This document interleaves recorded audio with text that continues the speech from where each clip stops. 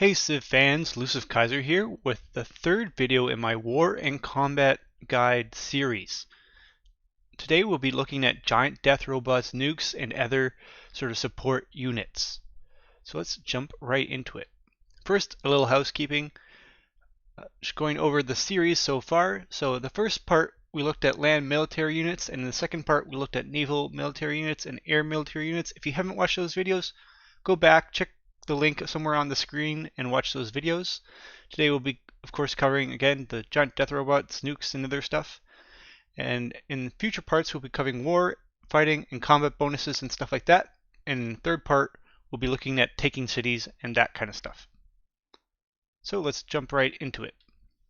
First thing we're going to be looking at is the giant death robot, which is available in the information era. It's your late game unit. It's the most powerful unit in the game. Has a melee combat strength of 130, a range strength of 120, a range of 3, anti-air strength of 90, a sight of 3, a movement of 5, and a gold maintenance of 15, which is I think the highest of anything, and a resource cost of 1 uranium and a resource maintenance of 3 uranium per turn. A couple side effects, or I guess effects of the giant death robot is there are no promotions, but there are upgrades that you can get for the giant death robot, which I'll talk about in just a moment. The thing about giant death robots is that coast water tiles are treated like land tiles, so there's no disembarkment cost for these units, and they also cannot form armies or corps or anything like that, and they can only heal in friendly territory. On to the giant death robot upgrades. So the first upgrade here is the drone air defense, which gives you anti-air defense strength increased to 130, and you require advanced AI to unlock it. Next one is reinforced armor plating, which gives you plus 10 combat strength when defending against land and naval units. It requires smart materials. And then the particle beam siege cannon, which gives ranged attacks against cities and encampments are 100% effective and gain plus 30 range strength. And this requires advanced power cells. The last one is enhanced mobility, which gives you plus 3 movement and you can perform jump actions to cross over mountain terrain and requires cybernetics. Now onto nuclear devices. So the way you get an actual nuclear device is first you have to research the tech. There's 2 different techs for nuclear devices, and then once you unlock the tech you'll have to do the special project. It's either Operation Manhattan for the nuclear device and then Operation Ivy for the thermonuclear device, and then you have to build the actual nuclear device in the city with a project as well. So a lot of work goes into building these, so it takes a lot of investment. So you got to be certain that you really want to go down this path if you want to, because it takes a lot of effort. Again, just looking at sort of the effects of the nuclear device versus the thermonuclear device. The nuclear device has a radius of 1, whereas the thermonuclear device has a radius of 2. The fallout for a nuclear device lasts 10 turns, whereas a thermonuclear device lasts 20. A nuclear device's range is 12, or the effective range of the unit that you're using. For example, like using a bomber. And then a thermonuclear device has a range of 15. A nuclear device has a gold maintenance of 14, and a thermonuclear device has a gold maintenance of 16. And the uranium cost of a nuclear device is 10, and for a thermonuclear device it's 20. And here are the effects of when you launch a nuclear device at someone. So all the citizens working the tiles are eliminated, so you decrease the population. Units are destroyed, including great people, so I think that's the only way you can actually get rid of great people. Tiles, buildings, and districts are pillaged. City centers or encampments have health and defense reduced to 0, and triggers a nuclear emergency in the diplomatic forum.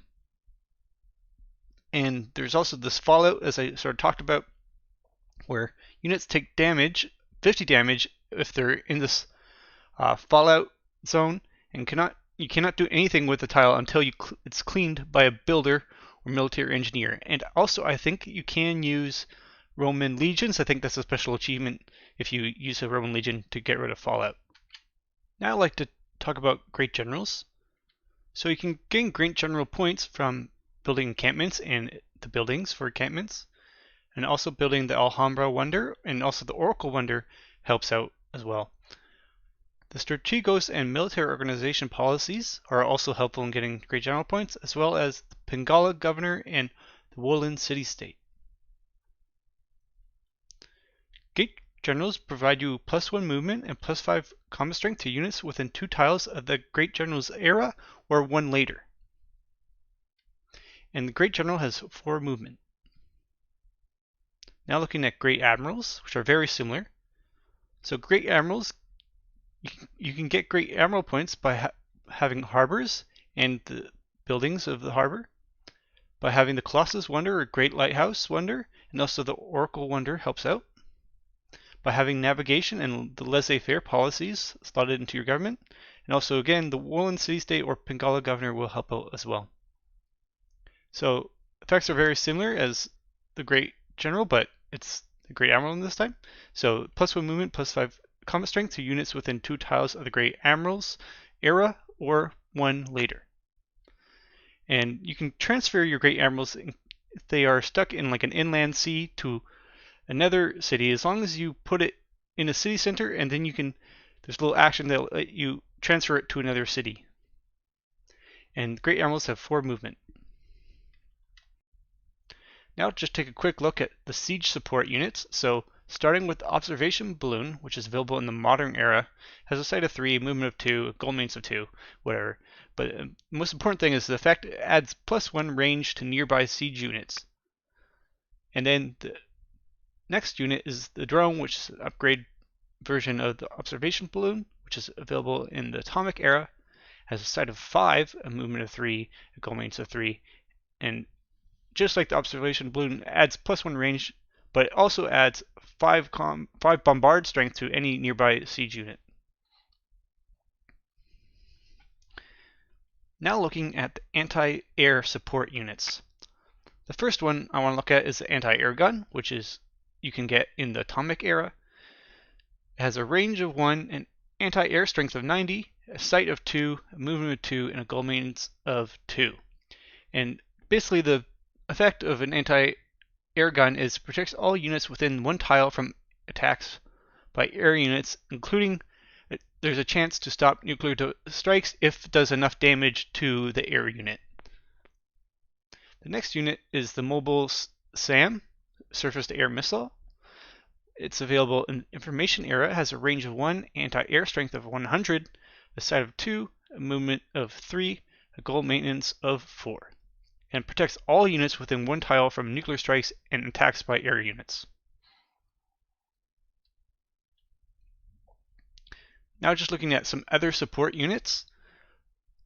First looking at the battering ram, which is available in the ancient era, has a sight of 2, movement of 2, goal maintenance of 1. That's not really important, but I guess the most important part is when it's next to a city, all melee, anti-cavalry, and naval melee units do full damage against city walls. Specifically, this is really only effective against ancient walls. Next is the siege tower, which is available in the classical era. It has a sight of 2, movement 2, and increased goal maintenance of 1 up to 2. So its effects are when it's placed next to a city, all melee and anti-cavalry attacks to the city are all against the health of the city, not the walls. So you can take a city without getting rid of the walls, and when you have that city, the walls will still be there. And this is really only effective against ancient medieval walls.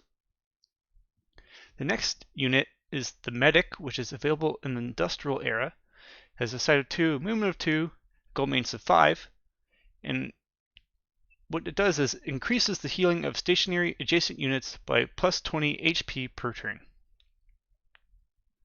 The next unit is supply convoy, which is available in the atomic era, has a sight of 2, movement of 4, a goal maintenance of 2. And it increases the healing of stationary units just like medic by +20 HP per turn, but it has an additional effect where it gives +1 movement for adjacent units at the start of their turn. Now looking at the military engineers. So there's a few things you can do with the military engineers, so I'll cover them here. So one of the first things you can do is a railroad, which requires no charge and reduces movement to 0.25. And these railroads provide bonus gold for traders, and this costs 1 iron and 1 coal to put down. Next one I'm going to talk about is the mountain tunnels, and again these also require no charge. And these create basically portals on mountain chains, and these mountain tunnels also allow you give bonus gold for traders that go through them. Next one is the fort, and basically how forts work is if you put a unit in it, the occupying unit will get +4 combat strength and +2 turns of fortification, so +6 combat strength, so a total of 10 combat strength. Next thing is the airstrip, which can be used as an air base for air units and needs flat land. And the next thing I'd like to talk about is the missile silos, which are used for missile strikes, or sorry, nuclear strikes. And another thing I didn't know about until I looked this up, but they can spend a charge to complete 20% of an engineering type of district, so an aqueduct, bath, canal, or dam, and flood barrier buildings. And they can also be used to remove and repair tile improvement and requires no charge. So military engineers are sort of improved versions of builders in the end game. So stay tuned for part 2 about fighting and combat bonuses. This has been a short video. Thank you for watching. Please feel free to like, share, comment, and subscribe. And be sure to follow me on Reddit if you're interested. The link should be in the description or somewhere on the channel somewhere. All right, thanks for watching. Bye.